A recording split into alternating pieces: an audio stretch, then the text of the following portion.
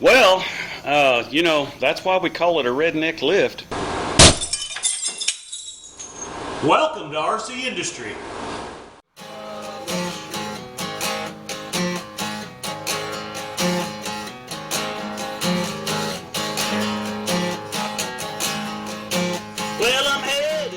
Well, you know, that's why we call it a redneck lift. It's better if you got somebody spotting you. I see that my license plate was hanging a little low, so it ripped that off. But we can fix that.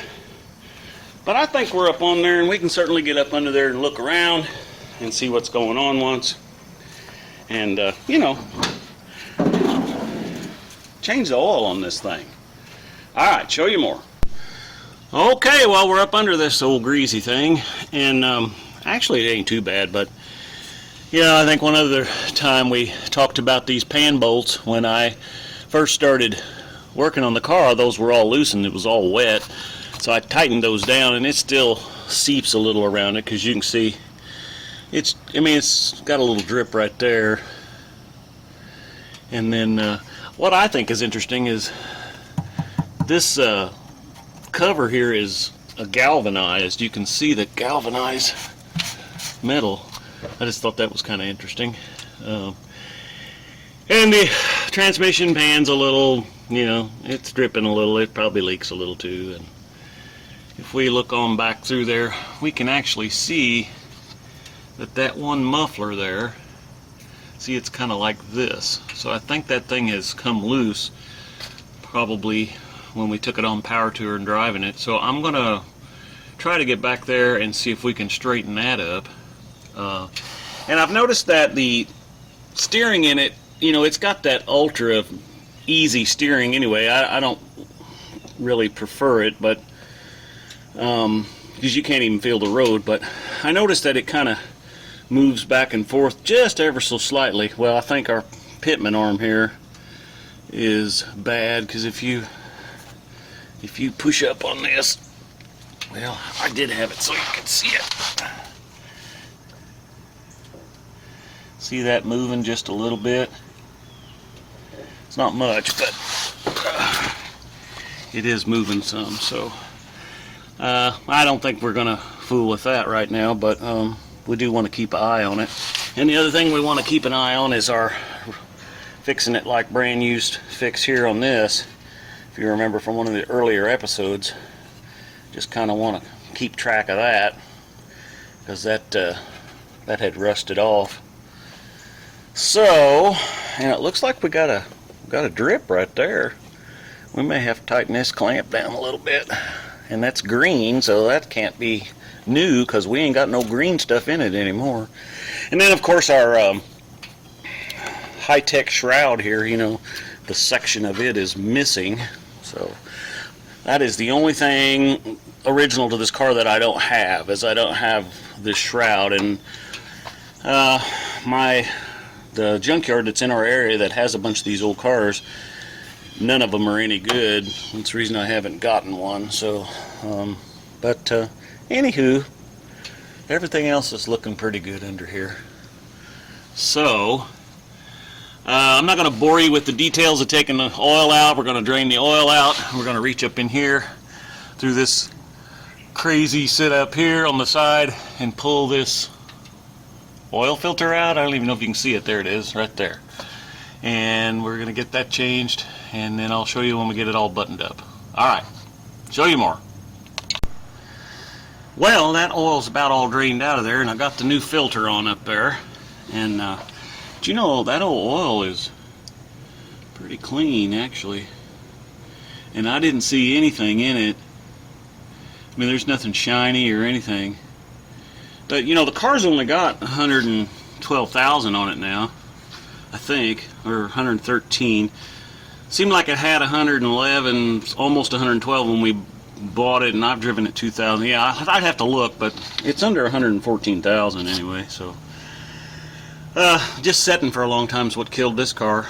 So and setting outside, you know, that's another big issue. So I think I'm gonna get the plug put back in this, and we're gonna kind of wipe down that transmission a little bit and make sure none of them pan bolts are loose, and then we'll look back there on that muffler and see if we can make sure it's not loose and ready to fall off anyway.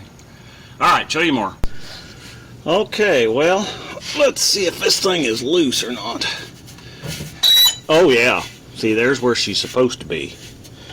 Okay, so that tells me, let's see where it's, oh, I can see right there, that's where it's moving, because you can see the black smoke is staining it, baby. Alright, let's get something on there and tighten that up. How about that?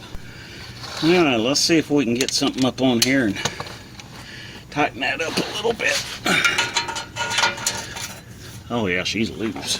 Okay, well, or at least it's, I'm going to put my foot over here and hold that. Let's tighten that up a little bit.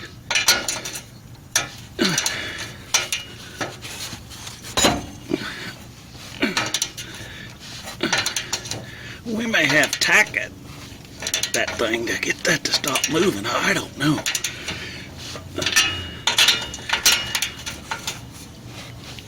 The old CrustyChrysler, you can't have the exhaust falling off of it on the racetrack. That might not be too good. Let's see if that, oh yeah, I think that, well, she's still a little loose, guys. Let me tighten her up some more. We'll either get her stopped or we'll break one.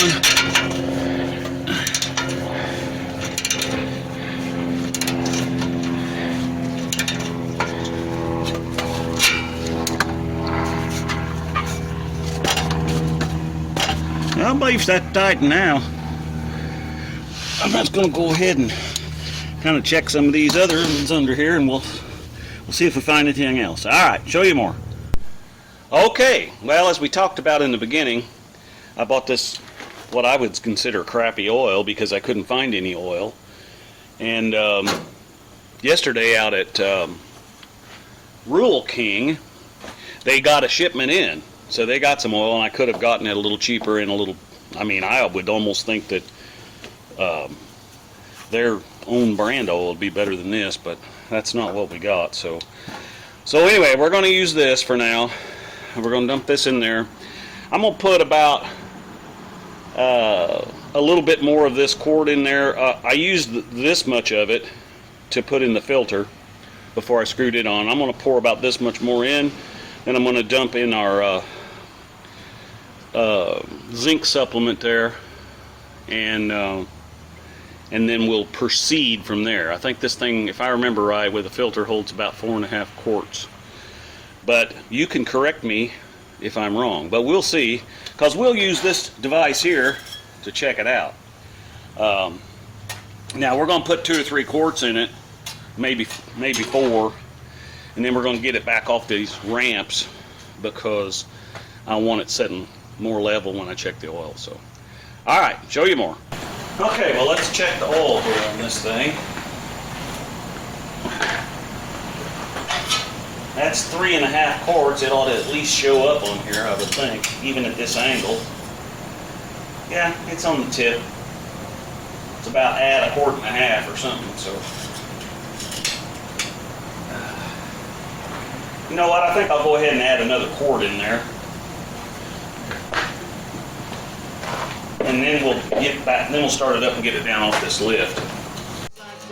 Fall 22, the CrustyChrysler, that makes me feel just like brand new. YouTube channels to see what they can do. Okay, so that's almost 4.5 with that additive, which we're running. So let's see. Let's get this thing down off of here. Make sure we got oil pressure and all that good stuff. Alright, let's see if we can back this down off of here without any major difficulties.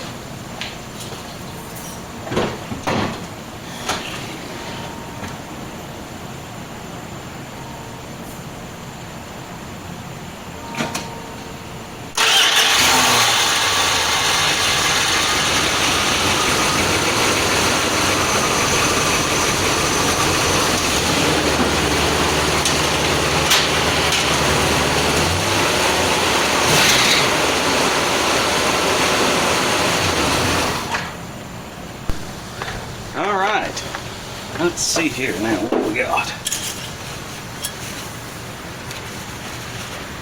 When that oil's clean, it's hard to even see on the dipstick.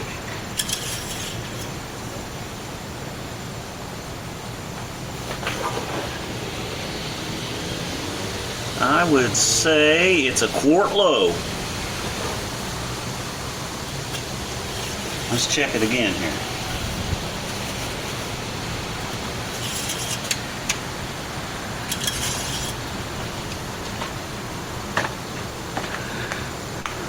Alright, can you see that? That thing is like right there. So it's just above add 1 quart. So let's put about 3/4 of a quart in it and check it.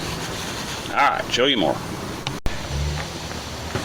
Alright, let's put about, down to about there in here and see what happens once.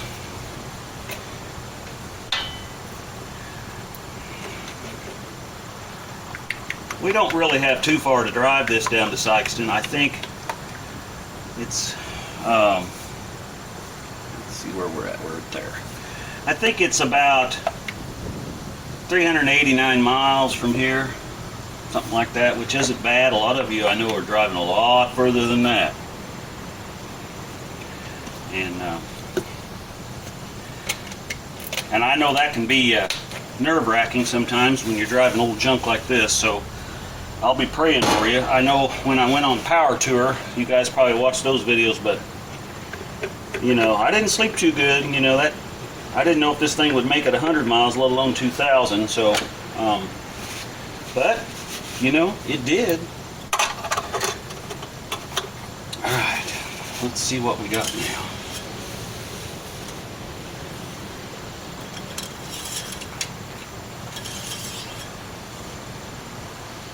Well, it's right there, so it could probably take that whole quart. So it's going to take 5 quarts and that half pint of additive, or that pint. So anyway, okay. Well, there we go. It's in there now. No turning back. All right, show you more.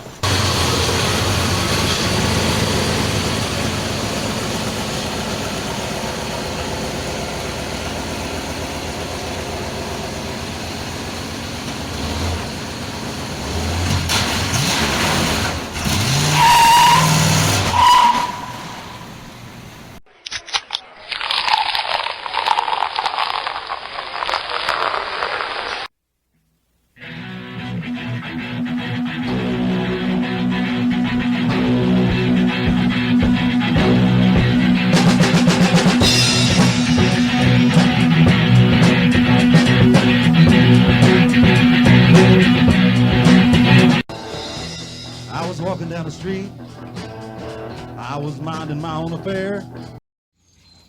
Run, Tallulah, run! Hi, baby.